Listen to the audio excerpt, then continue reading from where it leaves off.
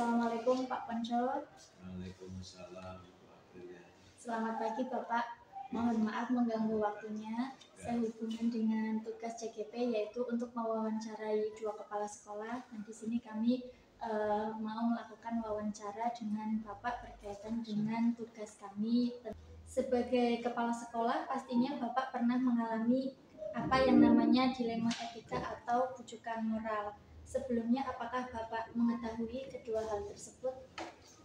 Sepengetahuan saya, untuk dilema etika adalah ketika kita harus memutuskan dua hal yang sama-sama mengandung kebaikan atau kebajikan. Sedangkan kalau bujukan moral itu adalah dua hal yang satu itu mengandung kebajikan, yang satu mengandung kesalahan atau keburukan. Seperti itu. Selama ini bagaimana Pak Ponco menjalankan pengambilan keputusan di sekolah Bapak, terutama untuk kasus-kasus yang mengandung dua kepentingan yang sama-sama benar atau sama-sama mengandung nilai kebajikan? Ya, tentunya kami dalam memutuskan senantiasa berkolaborasi, bermusyawarah dengan pihak-pihak yang kompeten. Artinya ketika kita sedang menyelesaikan dilema etika kaitannya dengan siswa, maka kita melibatkan Pak Kesiswaan, kemudian wali kelas, BK, dan SPT 2K, dan juga tim dari manajemen. Jadi kita senantiasa berkolaborasi, berdiskusi, bermusyawarah untuk memutuskan hal yang kalau dilema kan berarti hal yang sulit ya. Sehingga ketika kami memutuskan, kami betul-betul memutuskan hal yang terbaik. Berarti mengambil keputusan berdasarkan kolaborasi dari berbagai pihak nih Pak? Iya, betul. Masukan-masukan dari teman-teman. Kemudian langkah-langkah atau prosedur seperti apa yang biasa Bapak lakukan dalam mengambil keputusan tersebut Pak? Sebenarnya hampir mirip dengan jawaban yang tadi ya. Artinya ketika kita ada dilema etika, permasalahan seperti itu, kita ambil keputusan, berarti saya meminta masukan dari teman-teman yang berkaitan dengan hal itu, sehingga ketika kami memutuskan, sebisa mungkin adalah keputusan yang walaupun mungkin tidak bisa adil sekali, tidak bisa win-win solution, tapi itu adalah keputusan yang terbaik. Adakah orang atau faktor yang selama ini mempermudah atau membantu Bapak dalam mengambil keputusan dalam menghadapi kasus-kasus dilema etika ini Pak?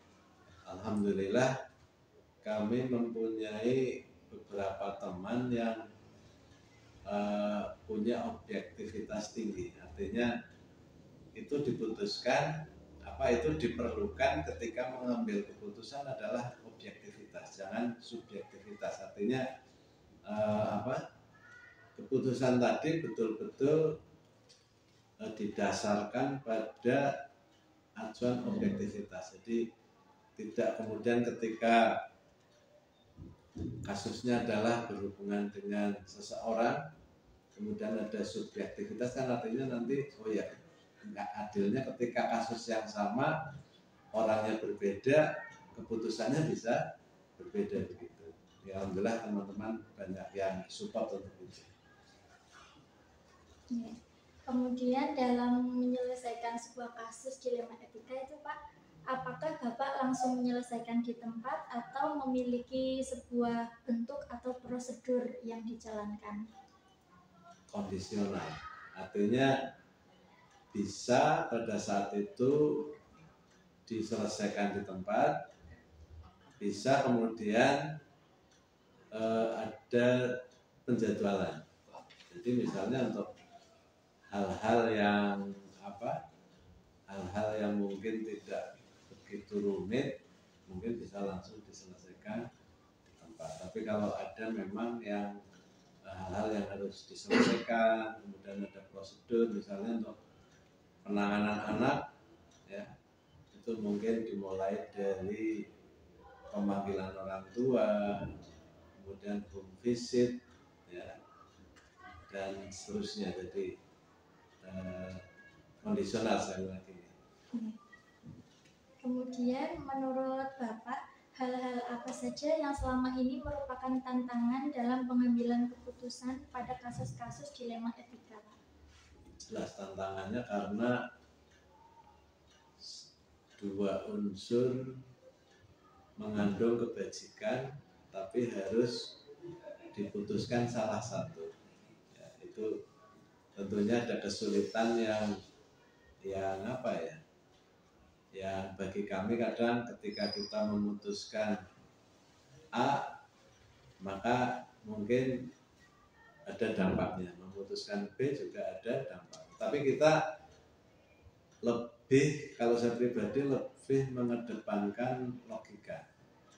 Karena kalau unsurnya adalah perasaan, nanti jadinya itu subjektivitas. Jadi kalau kami mengedepankan unsur logika dan mengembalikan ke regulasi. Jadi kalau kita bicara regulasi, kemudian insya Allah semua pihak lebih bisa menerima. Tapi kalau pakai unsur perasaan nanti itu kembalinya ke subjektivitas.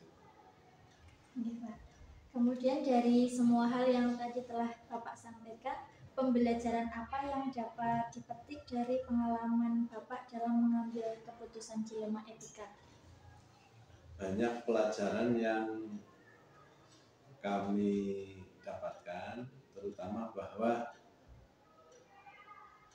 saya menganggap bahwa regulasi, bahwa aturan adalah panglima tertinggi di sekolah kita.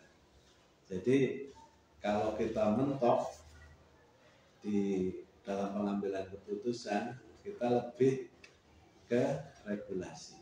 Jadi ketika kita sudah bicara regulasi, ya sudah insya Allah semuanya bisa tertangani. Hanya saja memang kadang tetap ada pihak-pihak yang merasa mungkin tidak terpuaskan.